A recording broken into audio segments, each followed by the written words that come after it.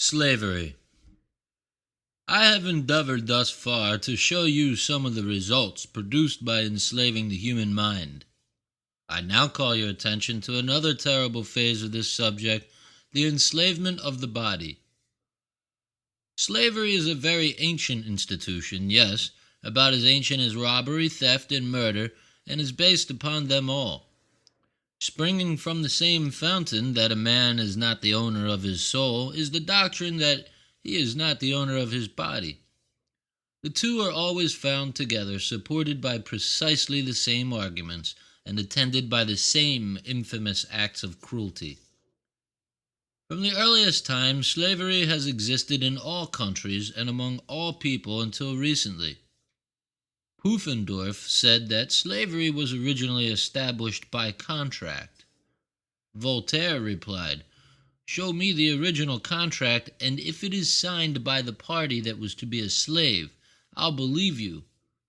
You will bear in mind that the slavery of which I am now speaking is white slavery. Greeks enslaved one another as well as those captured in war. Coriolanus scrupled not to make slaves of his own countrymen captured in civil war.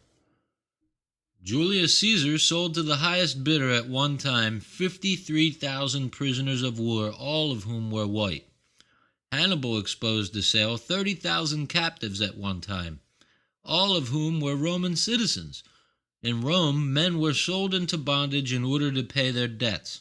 In Germany, men often hazarded their freedom on the throwing of dice. The Barbary states held white Christians in slavery in the 19th century. There were white slaves in England as late as 1574. There were white slaves in Scotland until the end of the 18th century. These Scotch slaves were colliers and salters. They were treated as real estate and passed with a deed to the mines in which they worked. It was also the law that no collier could work in any mine except the one to which he belonged. It was also the law that their children could follow no other occupation than that of their fathers. This slavery absolutely existed in Scotland until the beginning of the glorious 19th century. Some of the Roman nobles were the owners of as many as 20,000 slaves. The common people of France were in slavery for 1,400 years.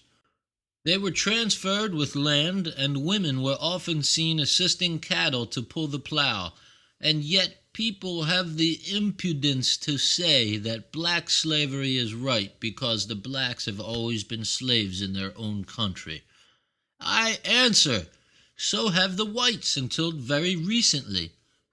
In the good old days when might was right and when kings and popes stood by the people and protected the people and talked about holy oil and divine right, the world was filled with slaves. The traveler standing amid the ruins of ancient cities and empires, seeing on every side the fallen pillar and the prostrate wall, asks, "Why did these cities fall? Why did these empires crumble?"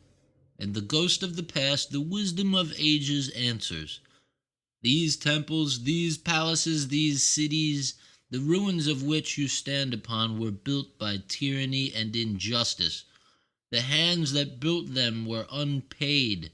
The backs that bore the burdens also bore the marks of the lash. They were built by slaves to satisfy the vanity and ambition of thieves and robbers. For these reasons they are dust." Their civilization was a lie. Their laws merely regulated robbery and established theft. They bought and sold the bodies and souls of men, and the mournful winds of desolation sighing amid their crumbling ruins is a voice of prophetic warning to those who would repeat the infamous experiment. From the ruins of Babylon, of Carthage, of Athens, of Palmyra, of Thebes, of Rome, and across the great desert over that sad and solemn sea of sand, from the land of the pyramids over the fallen Sphinx, and from the lips of Memnon, the same voice, the same warning and uttering the great truth.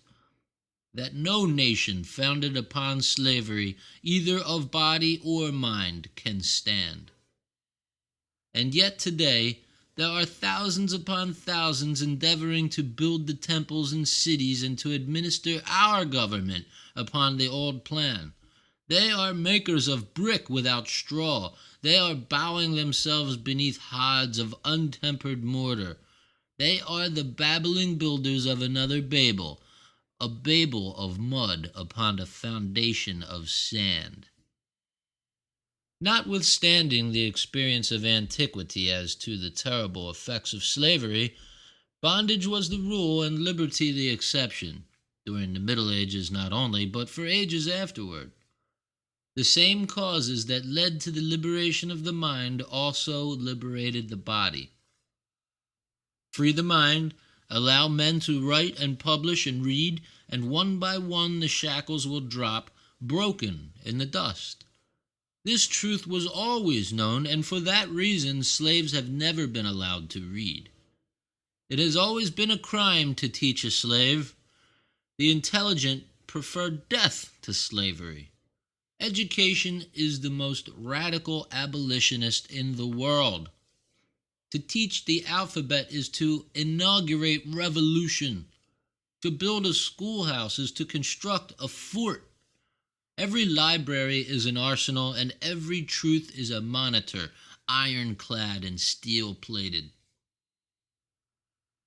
Do not think that white slavery was abolished without a struggle. The men who opposed white slavery were ridiculed, were persecuted, driven from their homes, mobbed, hanged, tortured, and burned. They were denounced as having only one idea by men who had none. They were called fanatics by men who were so insane as to suppose that the laws of a petty prince were greater than those of the universe. Crime made faces at virtue, and honesty was an outcast beggar. In short, I cannot better describe to you the manner in which the friends of slavery acted at that time than by saying that they acted precisely as they used to do in the United States. White slavery, established by kidnapping and piracy, sustained by torture and infinite cruelty, was defended to the very last. Let me now call your attention to one of the most immediate causes of the abolition of white slavery in Europe. There were during the Middle Ages three great classes of people: the common people, the clergy, and the nobility. All these people could, however, be divided into two classes, namely the robbed and the robbers. The feudal lords were jealous of the king afraid of the lords, and the clergy was always siding with the stronger party. The common people had only to do the work, the fighting, and to pay the taxes, as by the law the property of the nobles was exempt from taxation. The consequence was, in every war between the nobles and the king, each party endeavored by conciliation to get the peasants upon their side. When the clergy were on the side of the king, they created dissension between the people and the nobles by telling them that the nobles were tyrants. When they were on the side of the nobles, they told the people that the king was a tyrant. At last the people believed both, and the old adage was verified, that when thieves fall out, honest men get their dues. By virtue of the civil and religious wars of Europe, slavery was abolished, and the French Revolution, one of the grandest pages in all history, was, so to speak, the exterminator of white slavery. In that terrible period, the people who had borne the yoke for 1,400 years, rising from the dust, casting their shackles from them, fiercely avenged their wrongs. A mob of 20 millions, driven to desperation in the sublimity of despair, in the sacred name of liberty, cried for vengeance. They reddened the earth with the blood of their masters. They trampled beneath their feet the great army of human vermin that had lived upon their labor. They filled the air with the ruins of temples and thrones, and with bloody hands tore in pieces the altar upon which their rites had been offered by an impious church. They scorned the superstitions of the past not only, but they scorned the past, for the past to them was only wrong, imposition, and outrage. The French Revolution was the inauguration of a new era. The lava of freedom, long buried beneath a mountain of wrong and injustice, at last burst forth, overwhelming the Pompeian Herculaneum of priestcraft and tyranny. As soon as white slavery began to decay in Europe, and while the condition of the white slaves was improving about the middle of the 16th century in 1541, Alonso Gonzalez of Portugal pointed out to his countrymen a new field of operations, a new market for human flesh, and in a short time the African slave trade, with all its unspeakable horrors, was inaugurated. This trade has been the great crime of modern times. It is almost impossible to conceive that the nations who profess to be Christian, or even in any degree civilized, should have engaged in this infamous traffic. Yet nearly all the nations of Europe engaged in the slave trade, legalized it, protected it, fostered the practice, and vied with each other in acts, the bare recital of which is enough to make the heart stand still.